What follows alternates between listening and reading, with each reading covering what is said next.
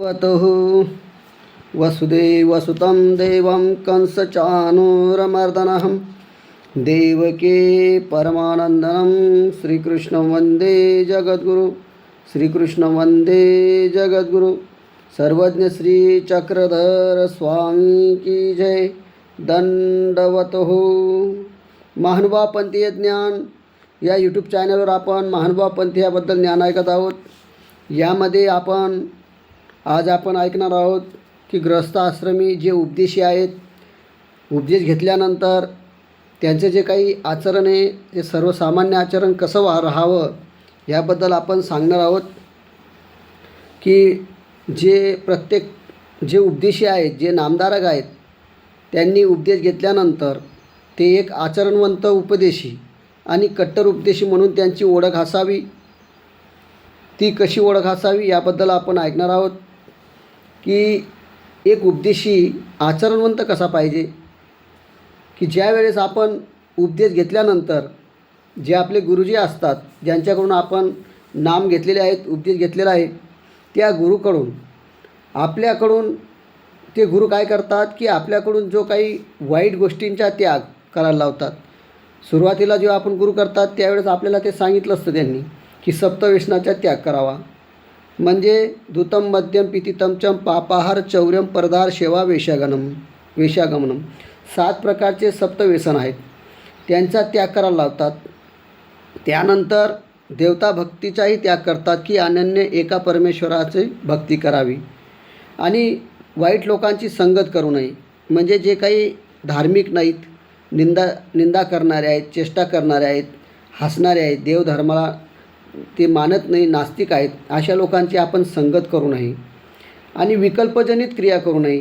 जसं देवताजनित विकल्प म्हणजे देवतेला त्रास होईल आताही वागू नये. त्यानंतर विचिकित्सारूप विकल्प करू नये. जातीभेद वगैरे मानू नये.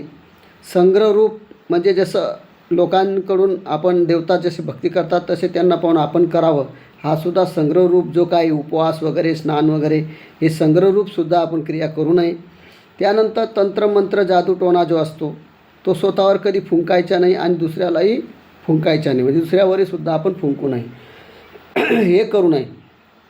हे काय आहे की उपदेश घेतल्यानंतर गुरुने आपल्याला जे काही आचरण सांगितलेलं आहे ते आचरणवंत आपण पाहिजे आणि आपण कट्टर उपदेशी बनलं पाहिजे. जे आपल्या गुरुने आपल्याला उपदेश घेण्याच्या वेळेस जे आपल्याला त्याग करायला सांगितलं ते त्याचा त्याग करायलाच पाहिजे आणि त्यांच्या त्याग करून आपण एका परमेश्वराला शरण येऊन आपलं आचरण करायला गेला पाहिजे.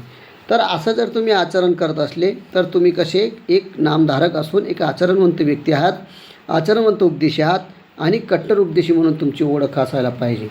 कारण वास्तविकता आजचा जो प्रत्येक मानव आहे तो कसा झालेला आहे, चिंताग्रस्त आहे, विवेकहीन झालेला आहे. म्हणजे कोणता विचार केव्हा करावा, कसा करावा याला काही ते सुचत नाही.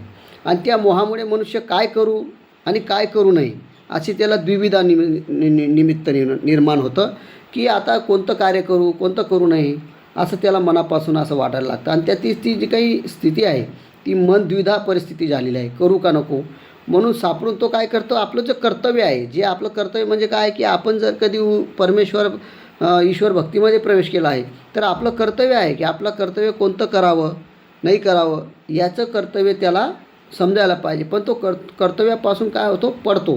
का पडतो तर तो मोहाच्या अधीन आहे. म्हणजे ज्याला काही मोह आहे की मला ही पदार्थ पाहिजे, माझा आहे, तसा आहे, हेच करायचं, याच्यासाठीच मला प्रपंचामध्ये पाठवलं आहे, मला जन्माला पाठवलं आहे म्हणून त्यामध्ये, आणि त्याच्यामध्ये मौज मजा, ऐश आराम, खाणं पिणं, कसंही वागायचं याच्यासाठी पाठवलं आहे असं तिची समज अज्ञानामुळे झालेली आहे. आणि म्हणून त्याच्यामुळं त्याला कर्तव्य जे आहे, खरं कर्तव्य ते त्याला कळत नाही आणि त्याच्यामुळे कर्तव्य न कळल्यामुळं त्याचं मन कसं आहे, द्विविधा झालेलं आहे. म्हणजे वास्तविक उपदेश घेतलेला आहे, नामधारक झालेला आहे, परंतु तो आचरण करण्याला अज्ञानामुळे निमित्त झालेला आहे आणि त्या अज्ञानामुळे तो आचरण करू शकत नाही. परंतु त्या ठिकाणी त्याने थोडा विचार करायला पाहिजे आणि जे आपल्या गुरुने जे सांगितले ते आपण आज ऐकून घ्यायला पाहिजे आणि ऐकल्यानंतर ते आचरण आपण नक्कीच करायला पाहिजे. जरी आपण अज्ञान असलो तरीसुद्धा आपण आचरण करायला पाहिजे. कारण जाणत्या व्यक्तीची आपण संगत करायची आणि त्या संगतीमुळे आपल्यावर चांगला परिणाम होईल. आपल्याला जर काही माहीत नसेल तर आपण जाणत्या व्यक्ती उपदेशीची चांगला असेल, ज्ञानी असेल, त्याच्याकडे विचारून घ्यायचं नाही तर साधू संतांकडे विचारून घ्यायचं आणि विचारल्यानंतर मग आपण तसं आचरण करायचं आहे. परंतु आपल्या आचरणामध्ये कधीही चुकी होऊ द्यायची नाही आहे. जर आपण मोहाचे अधीन झालात तर कर्तव्ययुक्त कार्य आपण करू शकत नाही. जे आपल्याला देवानं सांगितले, जे आपल्या गुरुजनांनी सांगितले ते कर्तव्य आपण पार करू शकत नाही. म्हणून इतका मोहाचे अधीन होऊ नका, इतका प्रपंचाचे अधीन होऊ नका की आपल्यामुळे आपला देवधर्मसुद्धा राहून जाईल बाजूला.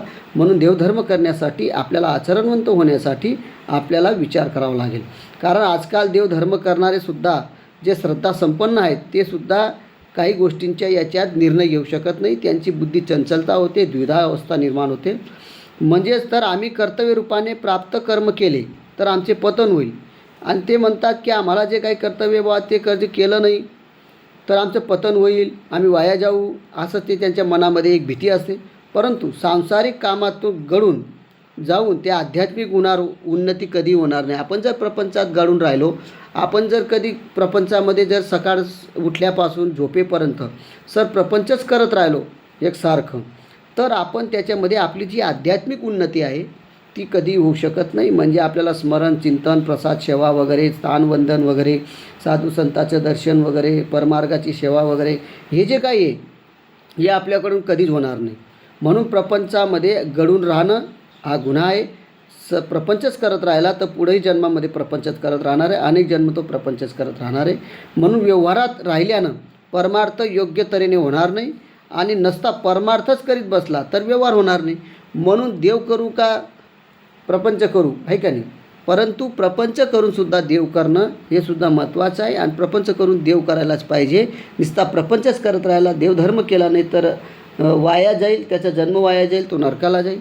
आणि फक्त देवच जर करत राहिला तर त्याला सर्व सोडावं लागतं.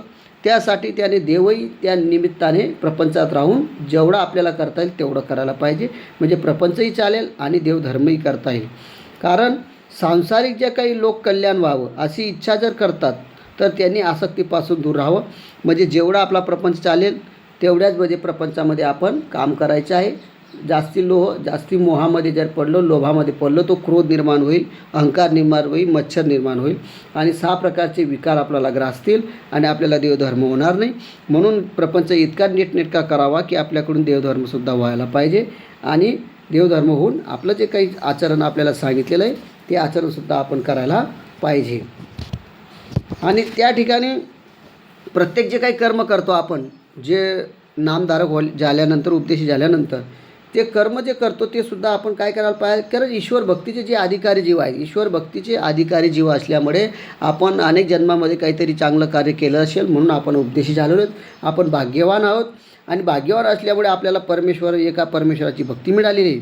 म्हणून त्याच्यामधून आपण आचरण करायलाच पाहिजे. आणि ते आचरण केल्यानंतर प्रापंचिक करत असताना सर्व जे कर्म आहे ते कृष्ण अर्पण करायला पाहिजे. म्हणजे आपण जे काही करतो आहे ते परमेश्वराला अर्पण करून टाकायला पाहिजे की देवा, मी जे काही दिवसभरात जे काही केलं हे तुम्हाला सर्व अर्पण करतो. आणि अशी कर्तव्यपूर्ती करावी. परमेश्वराला आपण निमित्त करावं, परमेश्वराला सांगावं की बाबा हा जन्म दिलेला आहे, मी मनुष्य जन्मामध्ये आलेलो आहे, माझ्या पापाचं फळ मला आलं असेल किंवा माझ्याकडून काही घटना झाल्या असतील ते तुम्हाला सर्व अर्पण करतो. आणि आत्ताही जन्म झाल्यापासून आत्तापर्यंत जे काही कर्म करतो आहे, दोषयुक्त कर्म होत असेल ते सर्व तुम्हाला अर्पण करतो. म्हणजे कृष्ण अर्पण करून टाकायचे आहे आणि परमेश्वराची अनन्य भक्ती करत राहायची. म्हणजे परमेश्वराची अनन्य भक्ती करायची, आपल्याला एकाच परमेश्वराची भक्ती करायची असं आपण मनामध्ये ठरवायचं आहे. कारण जीवांना ईश्वराचा संबंध अनादीचा आहे. कारण ईश्वराचा संबंध आपल्याला जीवाला आहे. कारण ईश्वराचा संबंध जीवाला होता म्हणून परमेश्वराला जीवाची निवड केली आणि त्याला जीवाचंच उद्धरण व्हावं असं सुद्धा परमेश्वराने निवड केलेली. आपण भाग्यवान आहात, जीव हा भाग्यवान आहे म्हणून जीवाने आपलं सोनं करून घ्यावं, कल्याण करून घ्यावं. प्रत्येक जे काही नातेगोते आहेत, जे प्रपंचामध्ये आपल्याला जे काही नातेगोते, बहीण भाऊ वगैरे, परिवार वगैरे नातेगोते हे जे दिसत आहेत, काका चुलते वगैरे नातेगोते, हे सर्व कर्मबंधनामुळे आपल्याला मिळालेलं आहे, ऋणानुबंधनामुळे प्राप्त झालेलं आहे. परंतु हे सर्वसुद्धा आपण काय करायला पाहिजे, प्रत्येक कर्म आपण कृष्ण अर्पण करायला पाहिजे. आणि जर कृष्ण अर्पण जर कधी आपण सर्व केलं की बाबा हा तुझा परिवार आहे, देवा मी तुझा आहे, तू माझा आहे, मला जे काय असेल सर्व तुझा आहे, तू देणार आहे, म्हणून मला चांगली बुद्धी दे, मी तुझा भक्त आहे, पापी भक्त असेल काय असेल ते गुन्हेगार असेल तर सर्व मला माफ कर. आणि असं कर्माचं बंधन जे काय ते सर्व कृष्णार्पण जर केलं तर तुम्हाला कर्माचं बंधन लागणार नाही आणि कर्मभोग भोगावे लागणार नाही. कारण तुम्ही कृष्णाला अर्पण केल्यामुळे, परमेश्वराला अर्पण केल्यामुळे तुम्हाला कर्माचं फळ लागू शकत नाही. परंतु दोषयुक्त कर्म करू नका, चांगलेच कर्म करा, चांगलेच विचार करा आणि चांगलेच आचरण करा. कारण उपदेश घेतल्यानंतर जर तुम्ही चांगले कट्टर उपदेशी बनायचे असेल तर तुम्हाला कडक आचरण करावंच लागेल. जे जे गुरूंनी तुम्हाला सांगितलेलं आहे, परमेश्वराने सांगितलेलं आहे, ते आचरण तुम्हाला करावंच लागेल. आणि हा भक्तीचा मार्ग आहे, भक्तिरूपी मोक्ष मार्ग आहे, तो सुकर आहे आणि सहज सुलभ होईल. म्हणून तुम्हाला सुख शांती मिळेल, घरामध्ये दारामध्ये सर्व शांतता मिळेल आणि तुमचा देवधर्म होईल आणि त्यांच्यामुळे तुम्हाला परमेश्वरसुद्धा प्राप्त होईल. म्हणून आपण जे काही सांगितलेलं आहे की जे काही छोटंसं आपलं आचरण आहे उपदेश घेतल्यानंतर, ते ग्रस्तधर्मियांनी ते आचरण केलंच पाहिजे. आणि प्रत्येक नामधारकाची एक आचरणवंत म्हणून, उपदेशी म्हणून आणि कट्टर उपदेशी म्हणून त्यांची ओळख असायला पाहिजे. कारण नुसतं उपदेश घेणं नाही, तर उपदेश घेऊन आचरण करणं हा फार महत्त्वाचा भाग आहे. कारण उपदेशी लाखो वाढतात, उपदेशी नावाने भरपूर आहेत, नामधारक भरपूर आहे, परंतु नामधारक झाल्यानंतर, उपदेश झाल्यानंतर त्यांना पुढचं जर कोणतं नॉलेज नसेल, आचरण जर नसेल, मिश्रभक्ती करत असतील, संग्रहरूप क्रिया करत असतील, तर तो उपदेशी काही कामाचा नाही, फक्त नामाचा आहे. तर उपदेशी झाल्यानंतर त्याने कट्टर उपदेशी व्हावं, म्हणजे त्याचं नाव वाढावं की हा पक्का आचरणवंत आहे. असं जर आचरण तुम्ही केलं तर तुम्ही खरं परमेश्वराचे भक्त आहात आणि तुमचीच प्रगती होईल, तुम्हालाच परमेश्वराने मोक्ष देऊ शकतात. याच्यासाठी तुम्हाला प्रयत्न करायची काही हरकत नाही. परमेश्वर तुम्हाला सहकार्य करेल आणि तुमच्या आत्म्याचं कल्याण तुम्ही करून घेणार. म्हणून हे आचरण आपण करायला पाहिजे. कट्टर आचरणवंत व्हा, कट्टर उपदेशी व्हा, अशी आपली ओळख करावा. तर अशा प्रकारे या ग्रस्तधर्मियाच्या आचरणामध्ये आपण ऐकलेलं आहे. तर पुढच्या भागामध्ये अजून आचरण कोणतं आहे ते आपण पुढच्या भागात घेऊ. कोणतं आचरण करायला पाहिजे उपदेश घेतल्यानंतर, त्याच्या पुढच्या भागामध्ये आपण आणखी ऐकू. दंडवत हो सर्वज्ञ श्री चक्रधर स्वामी की जय.